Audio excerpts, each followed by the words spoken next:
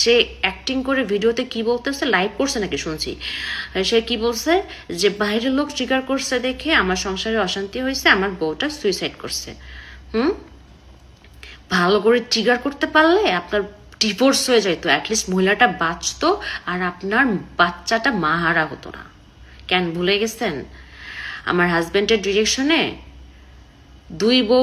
দুই বউ বয়রা নাটকে যখন আপনি শুটিং সেটে আসলেন সকালবেলা, আপনার রক্ষিতা তিথিকে নিয়ে সকালবেলা একসাথে গাড়ি করে আসলেন, এসে কারোর সাথে হাই হ্যালো নেই, ব্রেকফাস্ট করা নেই, একটা রুম লক করে ফেললেন। রুম লক করে আপনার রুমের সামনে প্রোডাকশন বয় খাবার নিয়ে দাঁড়ায় থাকলো, আপনার রুম খুললেন না কেন ভাইয়া? কি করতেছিলেন? খুব ইম্পর্টেন্ট মিটিং হচ্ছিল তাই না, যেন রুম খোলা যায় নাই তাই না? এটা তো এটা, তার মধ্যে আবার সারাটা দিন আপনারা শুটিং এর ফাঁকে ফাঁকে ফ্রেশ হতে যাইতেন না রুম লক করে?